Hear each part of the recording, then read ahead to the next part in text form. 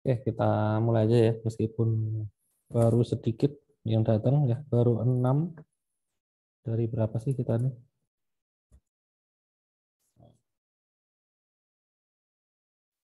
Ini grup B 24 ya,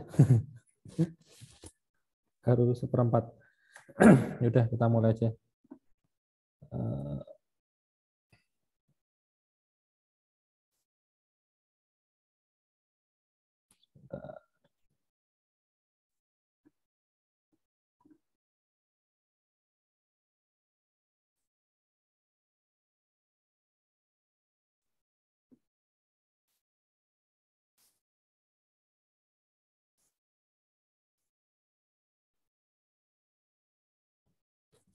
Oke, jadi untuk materi kita hari ini itu judulnya adalah eh, apa namanya, Firebase ya. Jadi judulnya Firebase ya, khususnya untuk yang Firestore ya. Jadi Firebase itu kan sebetulnya dia ya, layanan cloud service milik Google ya. Jadi cloud service itu kan banyak ya zaman sekarang ya. Ada banyak sekali perusahaan yang menyediakan layanan cloud ya. Mungkin yang paling terkenal itu namanya AWS ya. Pasti pernah dengar ya, Amazon Web Service ya. Kemudian ada lagi ya, ini Firebase ini ya. Gitu. Ada banyak sih, termasuk yang di lokal, yang di Indonesia juga ada banyak ya. Ini kan yang internasional ya, Firebase, terus apa, AWS ya, gitu. Jadi layanan cloud itu banyak banget ya.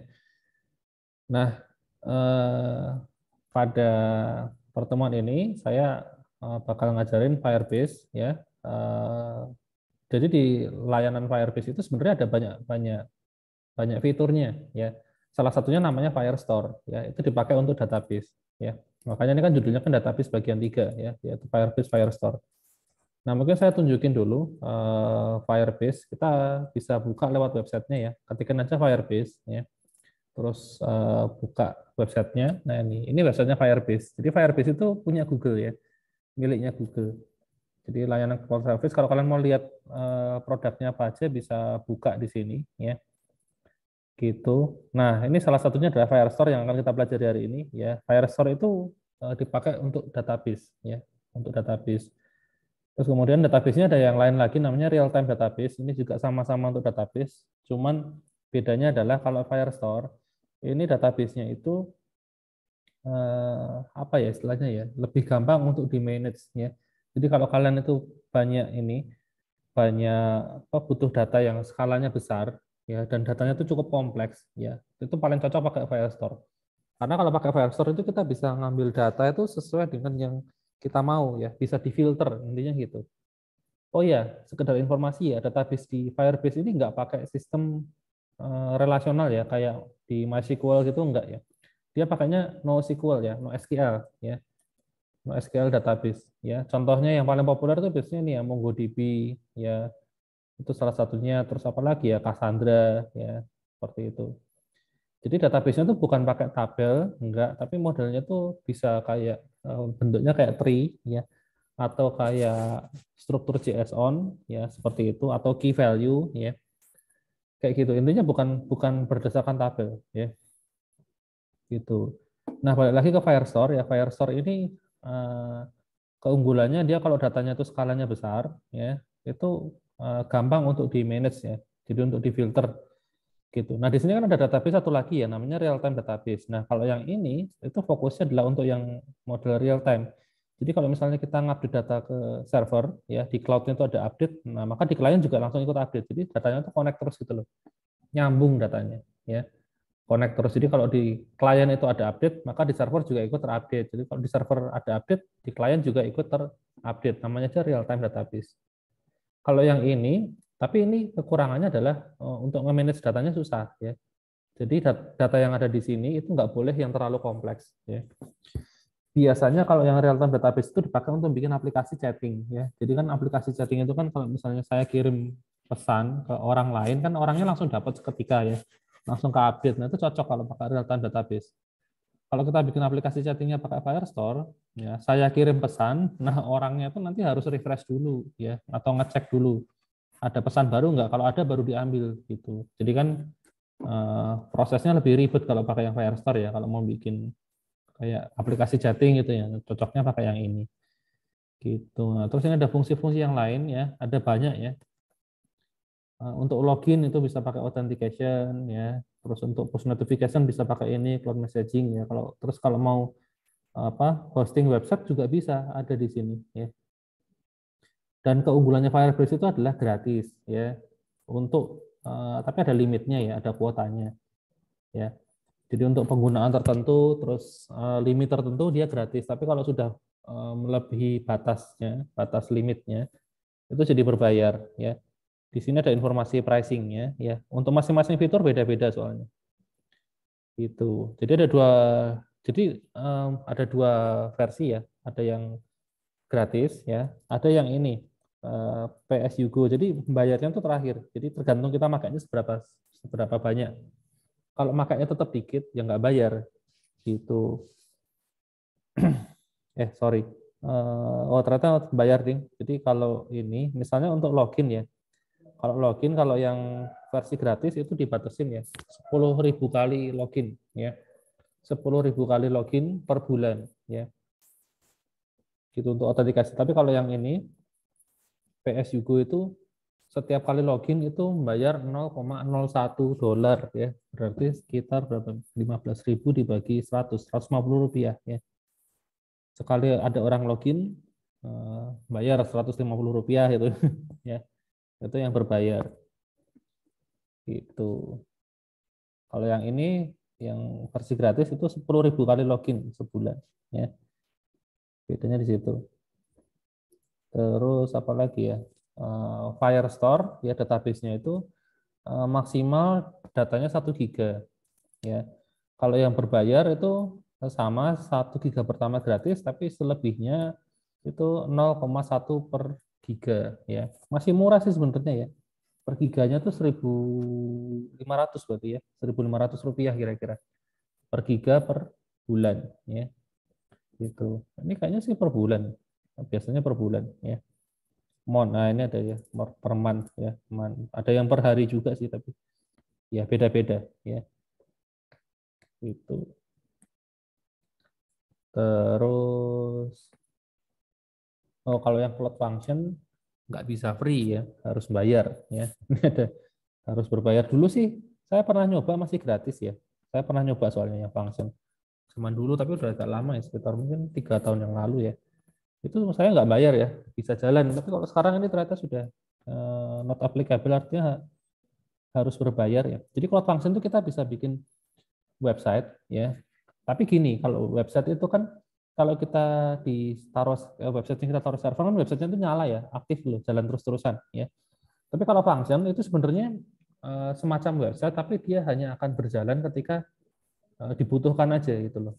Ketika dari klien ya itu butuh manggil fungsi yang ada di website, nah ini ada dia baru jalan itu loh. Tapi selebihnya dia nggak jalan, mati gitu.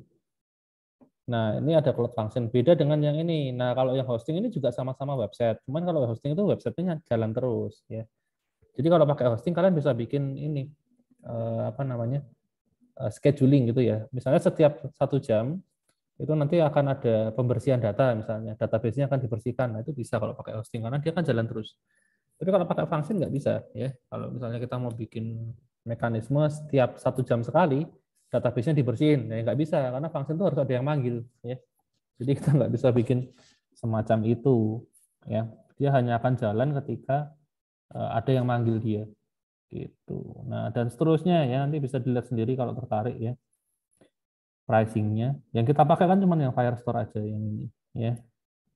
Free up to 1 giga ya totalnya ya. 1 giga data yang disimpan sama untuk transmisinya itu 10 giga ya. Jadi kan nanti saya simpan data 100 mega, ngambil data 100 mega ya, terus hapus data 100 mega. Nah, itu kalau di total maksimal 10 giga ya transaksinya ya. Gitu.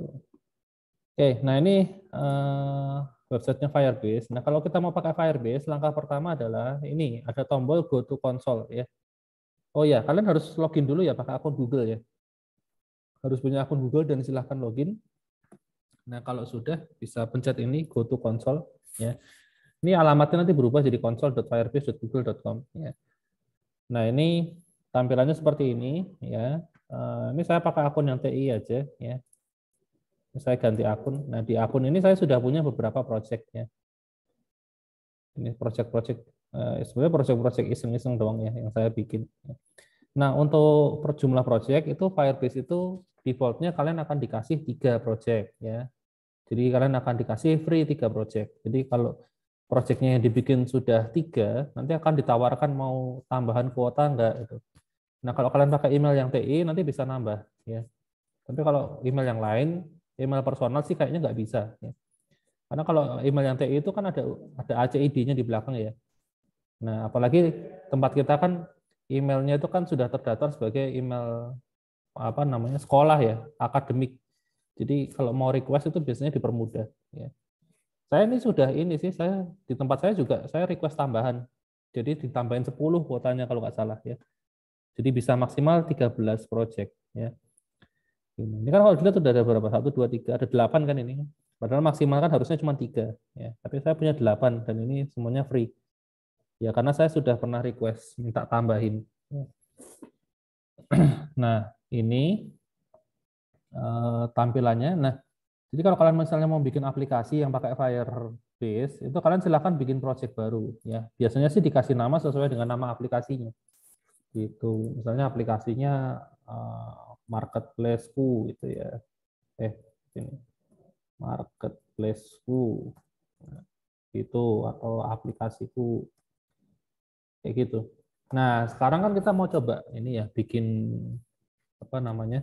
Aplikasi yang pakai Firestore ya. Jadi saya kasih nama ini database Firestore ya. Saya kasih nama grupnya ya B ya, grup B maksudnya ya. Ini saya bikin terus ini bla bla bla bla bla bla ini iyain aja ya. Untuk laporan doang sebenarnya ya.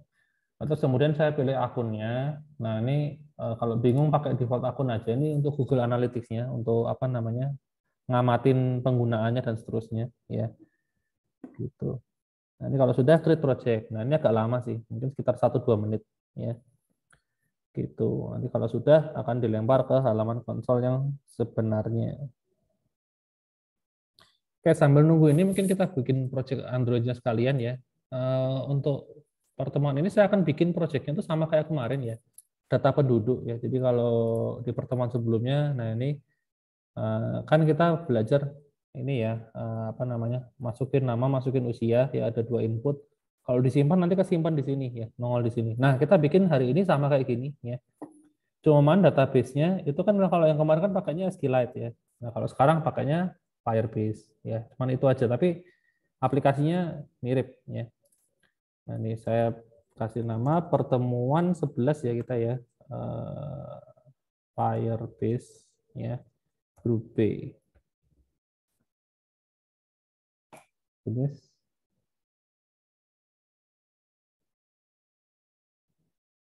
Nah, Firebase-nya. Nah, ini udah kelar Firebase-nya ya. Saya pencet continue. Nah, kita akan dilempar ke sini ya. Nah, ini halaman dashboard-nya Firebase itu seperti ini ya. Di sebelah kiri ini ada fitur-fitur yang bisa kita pakai ya.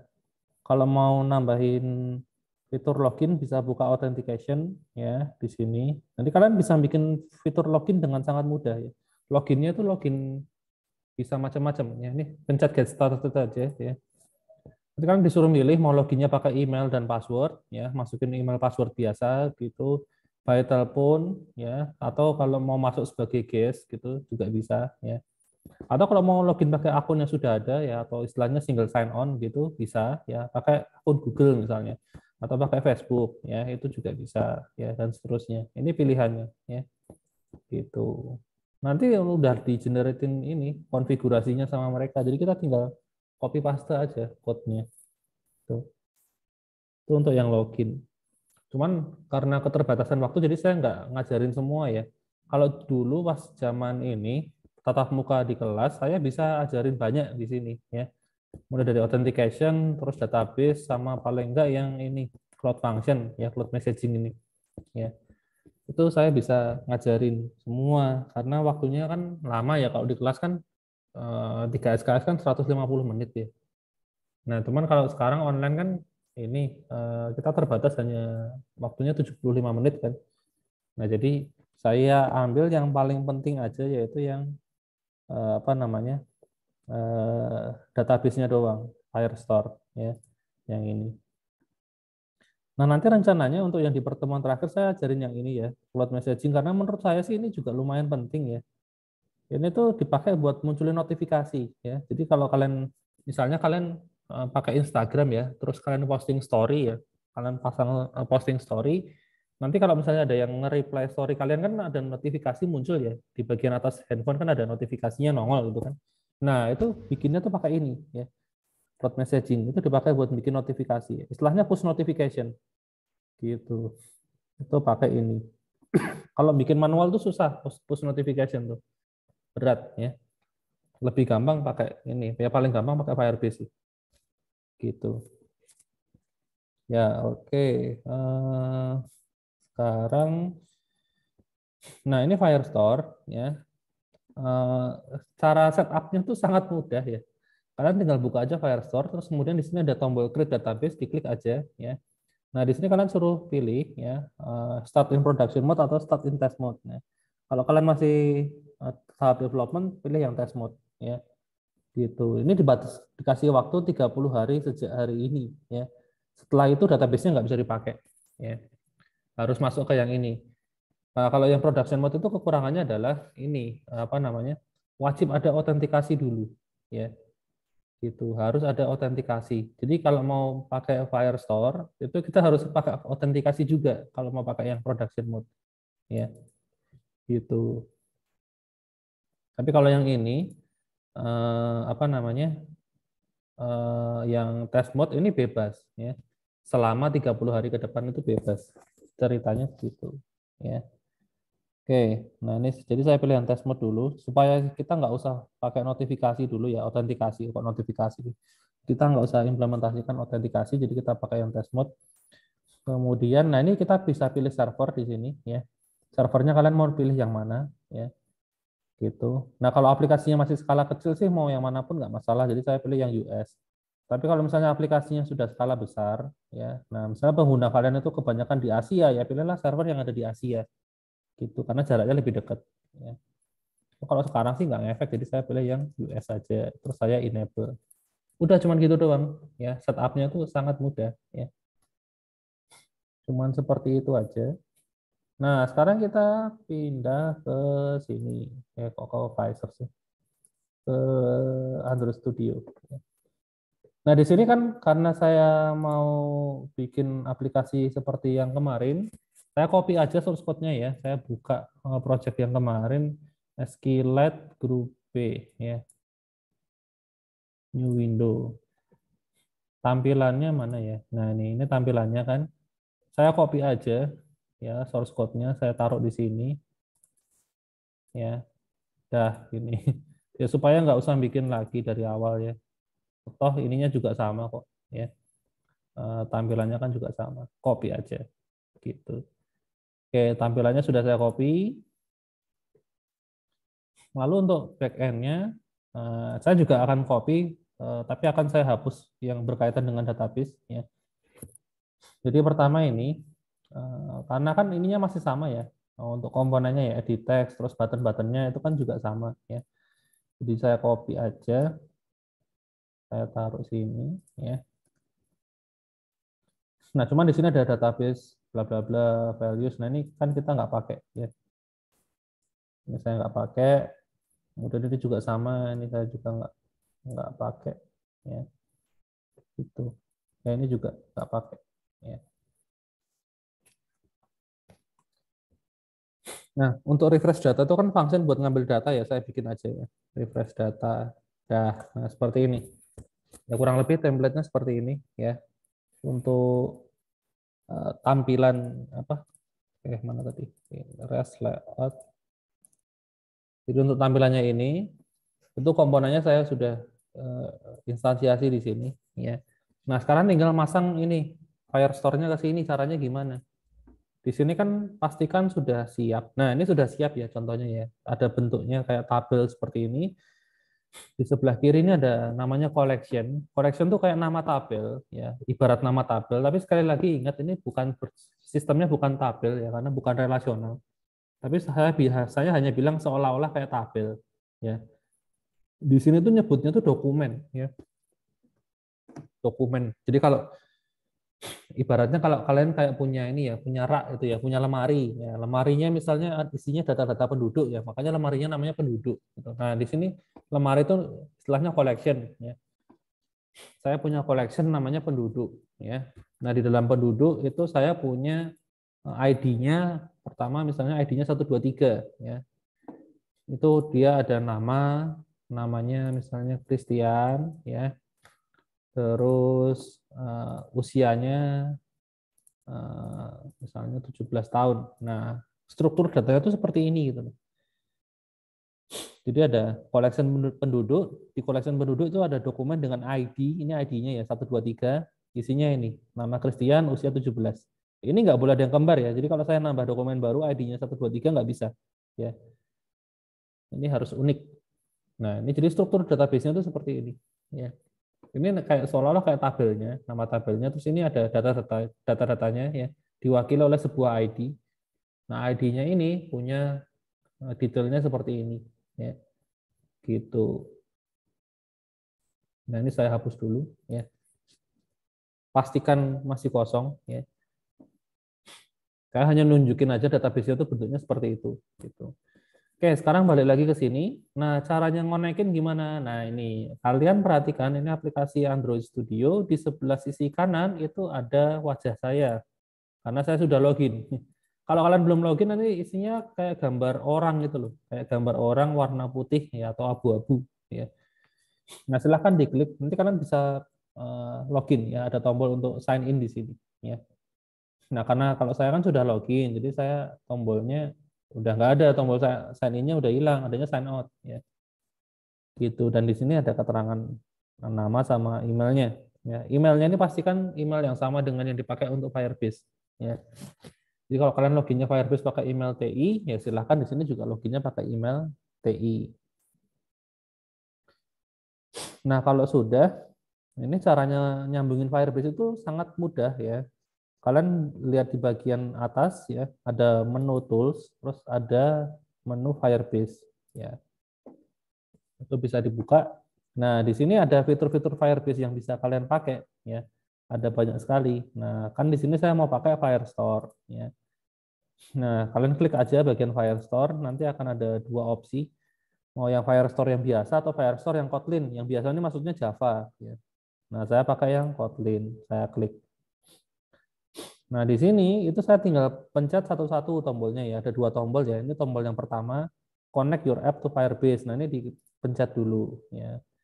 Nah, sebelum dikonekin ternyata projectnya harus di-build dulu. Ya sudah, saya build ya. Nah, ini build dulu ya. Kita tunggu build-nya sampai selesai. Nanti terus kalau sudah pencet lagi tombolnya ya. Nah, ini udah kelar ya build-nya. Nah, kita pencet lagi. Nah, kita akan dilempar ke web ya. Firebase yang di web. Nah, ini kita suruh milih project ya. Karena ini akunnya saya salah ya, saya ganti dulu akun TI.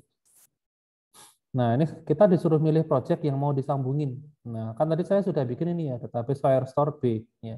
Ini saya klik aja ya. Terus nanti ada tombol connect ya di sini warna biru kalau nggak salah. Ya. Nah, ini ada tombol connect, dipencet aja. Nah, kalau sudah, silakan kembali ke Android Studio ya di sini.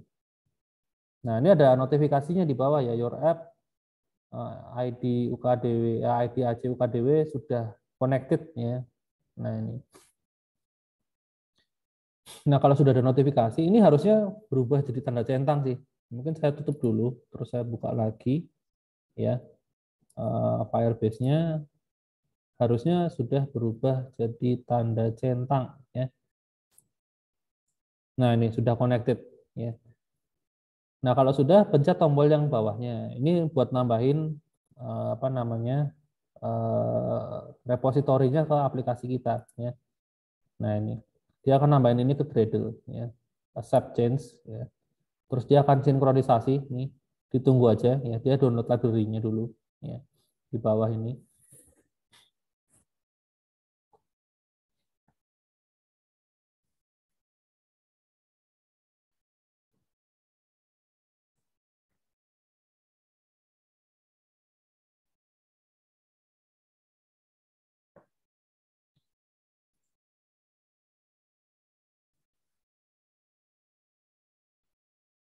Nah, ini sudah berhasil ditambahin ya, udah kecentang juga. Nah, sekarang tinggal kita pakai Firebase-nya ya. Langkah pertama silahkan inisialisasi variabelnya. Nah, ini saya bikin ya di sini ya. Saya pakai var db sama dengan Firebase .firestore ya. Ini import dulu jangan lupa ya. Import. Oke, itu langkah yang pertama. Nah, sekarang kita bisa langsung pakai sebetulnya ya. Kita bisa langsung simpan data ke situ. Gampang banget ya. Nggak kayak SQLite kemarin kan persiapannya panjang ya. Harus bikin SQLite Open Helper dulu lah, terus harus bikin apa namanya database kontraknya, query-nya dan seterusnya. Nah, ini enggak, ini langsung pakai ya. Nah, tapi gini, kalau kita misalnya mau nyimpan data penduduk ya, data penduduk itu kan apa namanya? Ada dua ini ya, ada dua atribut ya, nama sama usia. Nah, sebetulnya kita kalau mau bisa pakai map, cuma nanti ngelolanya susah. Jadi kalau saran saya sih saya bikin ini data class ya, namanya penduduk ya. Saya bikin apa namanya data class penduduk ya. Seperti ini, lalu di sini saya kasih apa namanya ada nama ya, tipenya string sama usia ya. Tipenya integer. Nah, seperti ini. Supaya lebih mudah ya. Kayak gini. Nah, kalau sudah misalnya nih ada button simpan ya. Button simpan itu kan kalau dipencet dia bakal nyimpan data ke database ya. Nah, maka saya tinggal bikin aja penduduk P itu ya. Sama dengan penduduk, terus kemudian namanya saya ngambil dari edit text nama ya. .text .toString toString sama untuk usianya saya ambil dari edt usia ya. Text to string to integer karena kan tipenya integer tadi ya untuk usia ya. Nah ini seperti ini. Nah terus caranya nyimpan gimana? Gampang sekali ya. Kita sudah punya Firestore-nya sudah kita tampung ke dalam DB di sini ya. Nah tadi kan di sini kan strukturnya kan pertama kita harus punya collection-nya dulu ya. Collection-nya apa? Nah ini db.collection caranya begini. Nama collection-nya adalah penduduk ya. Lalu di sini kita langsung panggil aja menu fungsi add penduduk. Udah kayak gini doang ya. Sudah kesimpan dia. Gitu. Ini sudah bisa langsung kesimpan. Ya, kalau nggak percaya kita buktikan aja ya. Langsung saya jalanin ya. Gampang banget ini. Oh ya, saya run sekalian ya. Saya run. Nanti kita cek apakah kalau kita nambahin datanya di sini bisa langsung ketambah atau enggak ya.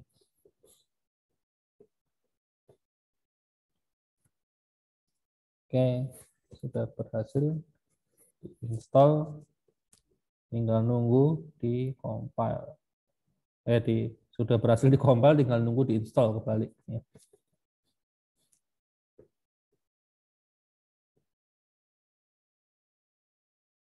Jadi kalau di sini, tapi ini ya syaratnya kelasnya ini harus data kelas ya, supaya bisa di-convert ke map secara otomatis. Ya.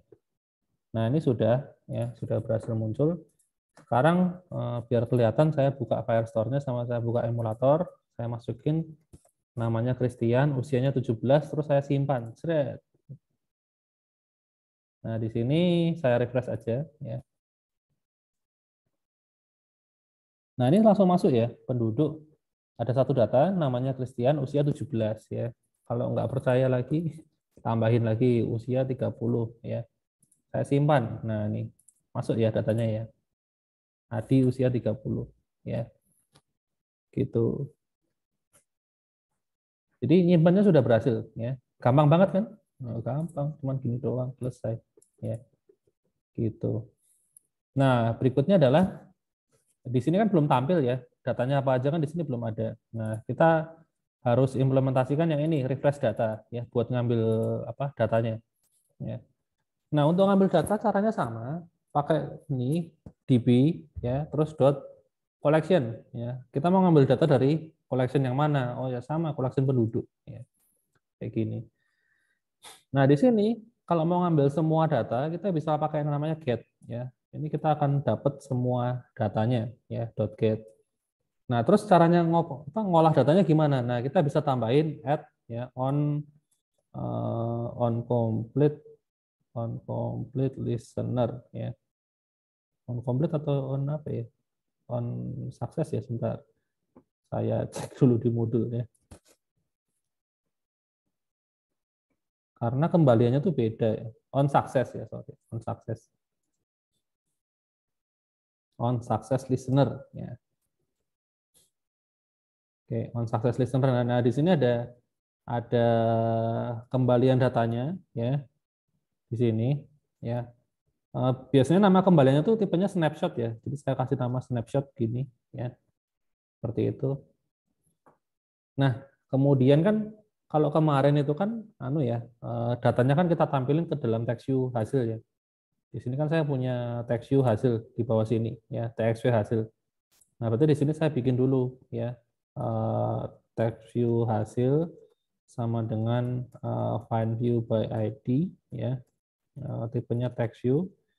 Terus ID-nya itu TXV hasil. Lalu saya siapin juga sebuah variabel hasil ya buat nampung kata-katanya ya.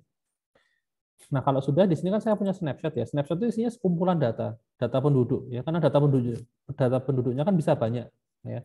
Jadi kita bisa ini aja, kita looping aja ya. Dokumen ini snapshot ya. Nah, setiap kali looping kita mau ngapain? Nah, saya tambahin ke sini. Ya. Saya ambil di dokumen itu, saya bisa ambil namanya ya. Terus kasih strip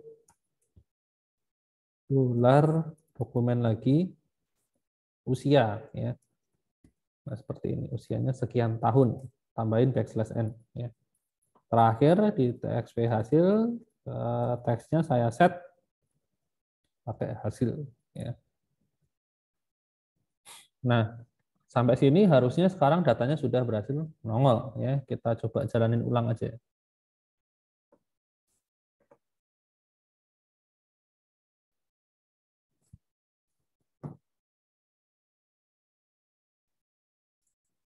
Nah, ini langsung nongol ya. Adi 30 tahun, Christian 17 tahun ya. Saya masukin nama baru lagi Nugraha 50 tahun ya. Ini kan setelah saya simpan itu kan dia akan refresh data. Jadi dia akan di refresh datanya gitu kan. Nah, ini saya simpan. Oh ya, sambil ngecek masuk nggak datanya ya. Saya simpan, seret. Nah, di sini masuk ya. Nah, di sini juga ke-update ya. Namanya Nugraha umur 50 ya. Ini yang paling bawah. Gitu. Nah, ini kalau misalnya nih apa namanya? Kalian mau ini kan ID-nya kan jelek ya, terus terang aja. ID-nya tuh pakai kode hash gitu.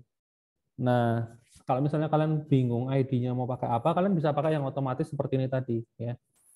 Langsung langsung add aja gitu. Tapi kalau misalnya ID-nya itu mau pakai atribut yang kira-kira kalian itu sudah tahu ya dan sifatnya unik, nah kalian bisa nyimpennya nggak pakai cara seperti ini. Nah, ini saya ajarin juga ya. Misalnya katakanlah ada satu inputan lagi ya. Email misalnya ya. Di sini ada email ya. Terus saya edit email mana tadi? Nah, ini edit email misalnya ya. Hint email. Oke, gini ya. Terus di sini saya juga masukin file edt email ya, find view by ID, edit text. Nah,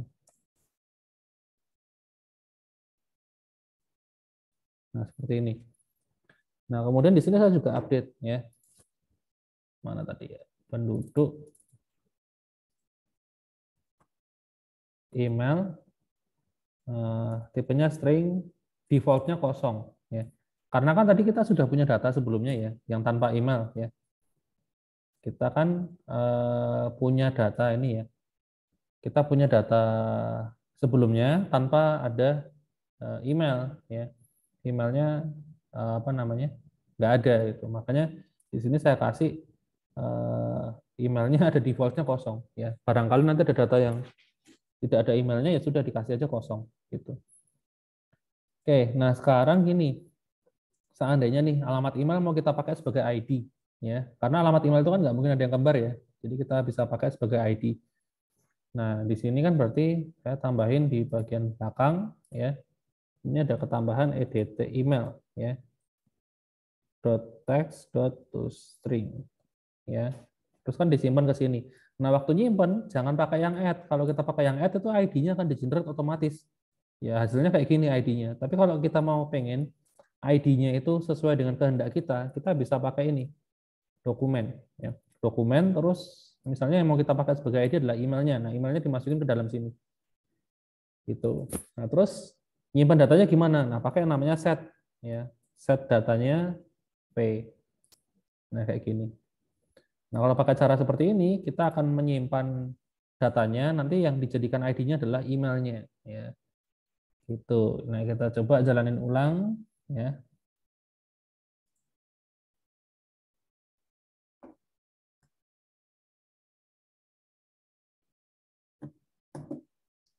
Sebentar.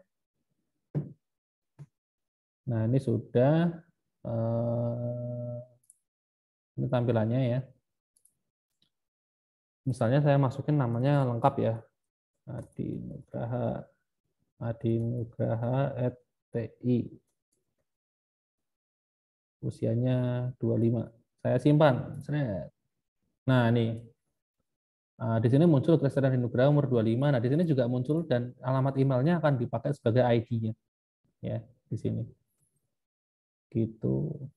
Terus kalau tapi nah ini kalau misalnya kita simpan alamat emailnya itu sama, tapi namanya saya ganti Adi usia 12 ya. Nah, ini akan ke-update. Nah, jadi data yang lama ini ke-update. Bukan nambah baru tapi ke-update karena ID-nya sama. Gitu. Makanya kalau pakai ini hati-hati ya kalau ID-nya sama. Ya, jangan sampai ini itu ada yang kembar gitu ya. ID-nya ini ya. Gitu. Nggak boleh ada yang kembar. Jadi pakailah data yang unik misalnya email atau nomor HP ya. Gitu. Usia 25. Saya simpan. Nah, ini. Terus misalnya saya kasih siapa ya? Dani, misalnya Sebastian. Namanya Dani FTI. Ya, usianya 70 tahun. Saya simpan. Nah, ini. Itu ya. Nah, terus keuntungannya apa sih kalau kita pakai ID yang seperti ini? ID-nya itu pakai email. Keuntungannya adalah mudah untuk dicari ya. Atau misalnya mau dihapus misalnya. Nah, ini misalnya kalau kita mau hapus salah satu data ya. Nah, kalau ID-nya pakai ID yang acak ini kan susah ya. Kita kan nggak mungkin ngapalin ini kan F E Z G E M. Saya yakin kalian mau dikasih waktu 1 menit aja nggak mungkin bisa hafal ini ya.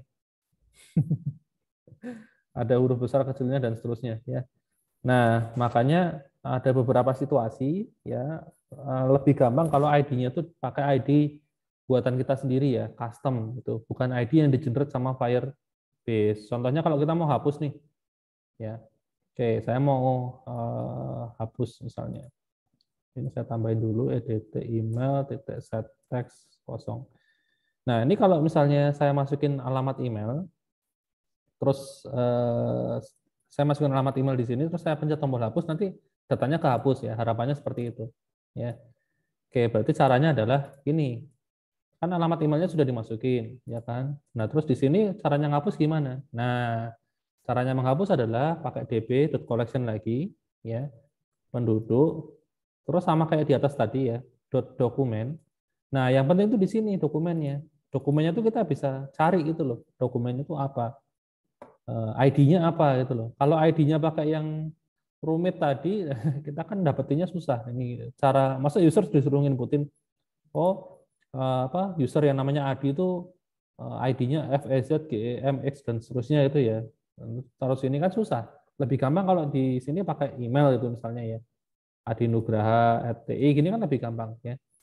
Nah, maka kita bisa ambil inputan emailnya ini ya, kita taruh ke sini ya, gitu. Nah, terus terakhir panggil fungsi delete. Udah gini doang ya. Gitu. Nah, ini bisa dicoba ya. Bisa dicoba.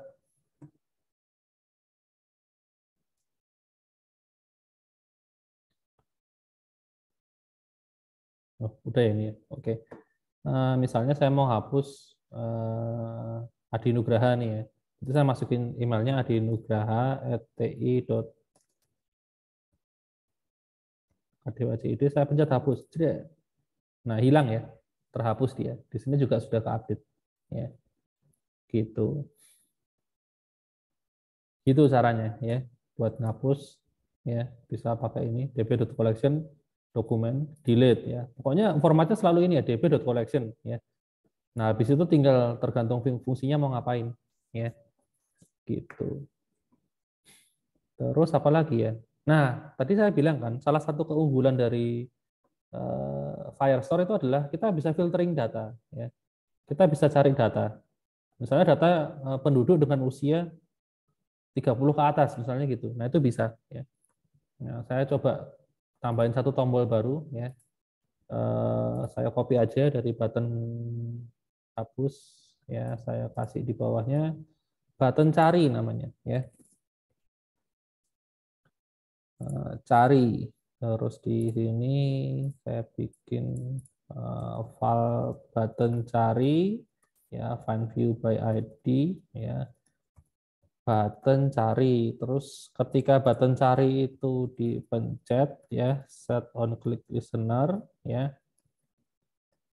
maka kita akan panggil fungsi cari ya sesuai dengan keywordnya. Nah, keywordnya itu eh, keywordnya itu misalnya by apa ya? By usia gitu kali ya. Berarti kita ambil usia, taruh sini. Terus ini jangan lupa dikosongin. Nah, di sini saya tinggal bikin function cari ya.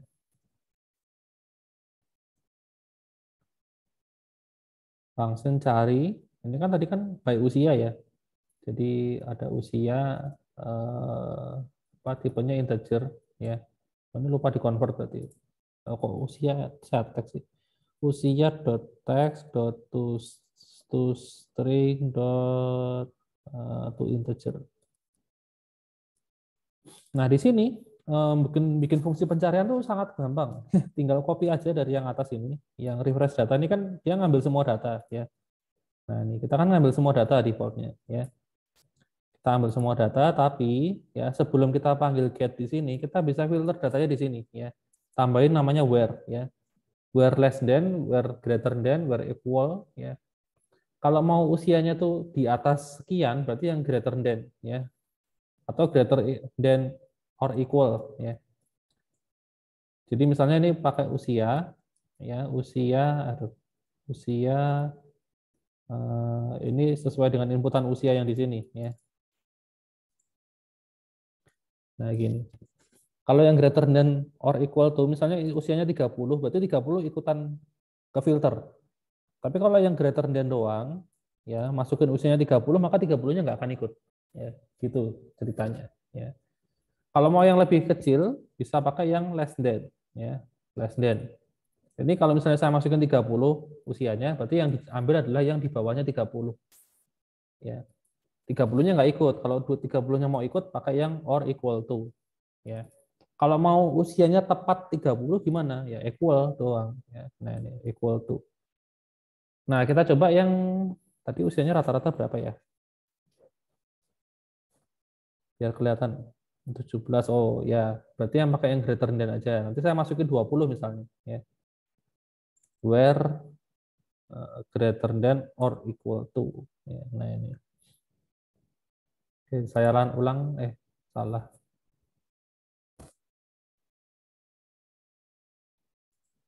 Pakai yang ini.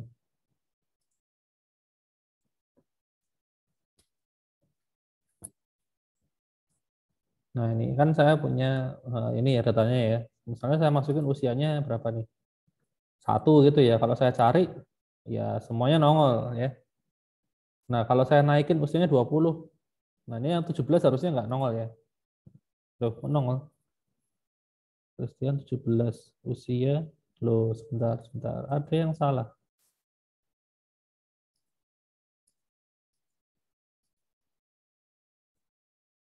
Greater than usia.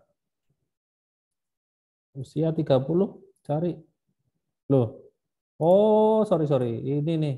Yang jadi masalah itu adalah di fungsi button cari. Nah, dari refresh data ini harusnya nggak usah ya. Makanya kok kayak kedip gitu loh. Coba lagi. Nah, ini ya, saya masukin usianya 10, ya harusnya semuanya nongol ya. Kalau usianya 20, yang 17 hilang ya. Nah, ini hilang. Usia 30, yang 30 hilang nggak? Masih, karena kan greater than equal ya. 30 tetap ikut. Nah, kalau saya masukin 31, nah ini baru 30-nya hilang. Nah, saya masukin 50, ya 50-nya tetap ada ya. Kalau saya masukin 51, nah baru hilang. Gitu. Tinggal yang ini 50 ke atas ya. Kalau saya masukin 0 ya semua nongol lagi. Nah, kayak gitu. Nah, itu contohnya filtering itu seperti itu ya. Kita bisa ambil sebagian data doang ya, berdasarkan nilai fieldnya ya, gitu. Terus apa lagi ya? Nah, itu kalau pakai yang real time database ya, Firebase yang satu lagi tadi, yang ini real time database itu nggak bisa seperti itu. Real time database ini kita harus ngambil semua data ya, gitu. Jeleknya di situ ya. Ya, ini memang nggak cocok buat data-data yang kompleks ya. Kalau datanya itu fieldnya banyak ya jangan pakai ini. Ya, berat nanti. Bandwidth-nya juga kasihan ya. Gitu. Oke. Sampai sini ada yang mau ditanyakan dulu nggak ya tentang Firestore?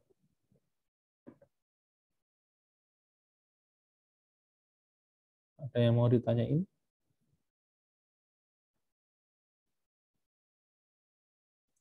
Ini malah kalau saya bilang lebih gampang daripada yang SQLite sih. Karena setup-nya tuh gampang, di webnya ini tinggal klik doang ya. Selesai. Nah, di sini juga code-nya kan pendek ya. Gitu. Nggak kayak kemarin kita harus bikin kelas open helper, terus ada kontraknya, query-nya dideklarasikan dan seterusnya ya. Nah, ini kan tinggal manggil-manggil doang, manggil fungsi aja db.collection bla bla bla dan seterusnya ya. Enak banget ya.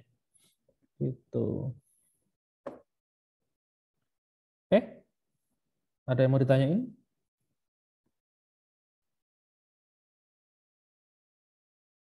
Sepertinya tidak ada. Oke, ya sudah. Materinya masih ada apa lagi sih?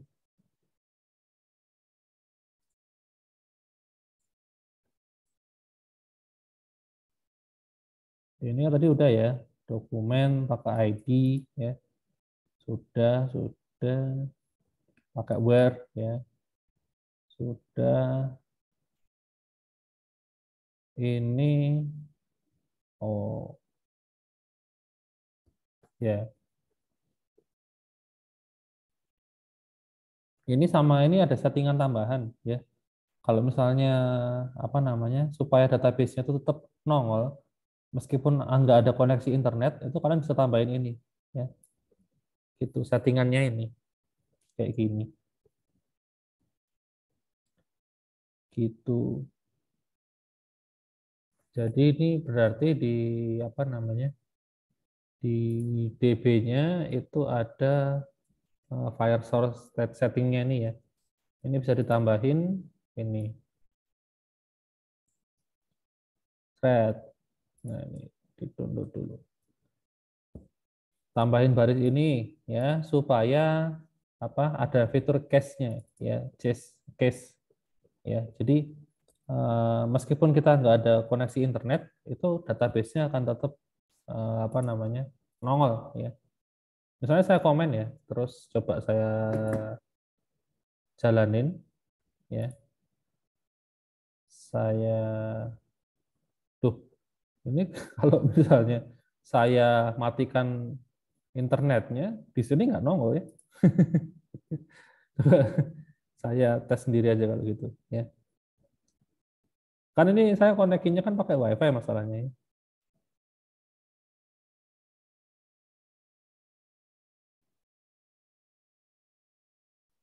Ya, kalau misalnya ini nggak di apa aktifkan, ya nggak keluar datanya. Tapi kalau ini diaktifin, data yang terakhir pernah diambil itu akan nongol, ya gitu. Jadi database-nya itu kesimpan di cache gitu loh, seperti itu. Terus ukuran cache-nya juga bisa diganti, ya ini defaultnya 100 mega, ya. Jadi ada 100 mega data yang disimpan, 100 mega data terakhir, ya, yang disimpan, gitu. Nah, kalau mau ganti, nah ini cuman ini harusnya sampai kanan ini ya, cuman kepotong ya, gitu. Ya itu aja tambahannya sih. Untuk latihannya kalian bisa bikin aplikasi kayak di atas, cuman untuk kasusnya mahasiswa ya. Datanya nanti ada nama, NIM sama IPK ya. Nah, di sini ada tambahan ya. Tambahkan fitur sorting ya. Sortingnya boleh manual ya. Jadi kalian ambil dulu datanya terus kalian sorting pakai merge sort atau pakai apa gitu. Boleh ya, bisa. Atau kalau mau pakai file store juga ada ya. Di sana sudah ada sortingnya juga ya, gitu. Pakainya itu ada tambahan fungsi order by. Ntar mana tadi ya? Where di sini order. Nah, ini order by juga bisa ya. Untuk apa namanya? Ngurutin datanya. Jadi order by parameternya itu defaultnya berarti ascending ya. Kalau cuma string doang, terus saya masukin usia, berarti nanti dari usia yang paling kecil ke paling besar ya, gitu. Kalau mau pakai yang ada ininya, arahnya, nah bisa pakai ini ya. Ini misalnya usia, tambahin ini ada query dot direction dot dot dot. Loh, enggak ada pilihannya. Oh, sebentar, ini import dulu. Ini terus directionnya.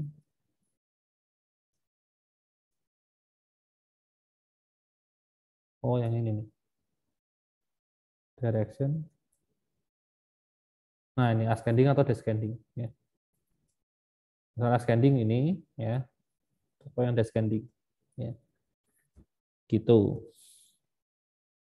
ya untuk sortingnya. Oke. Ya, itu aja sih. Kalau ya sebelum saya akhiri mungkin terakhir ada yang mau ditanyakan dulu.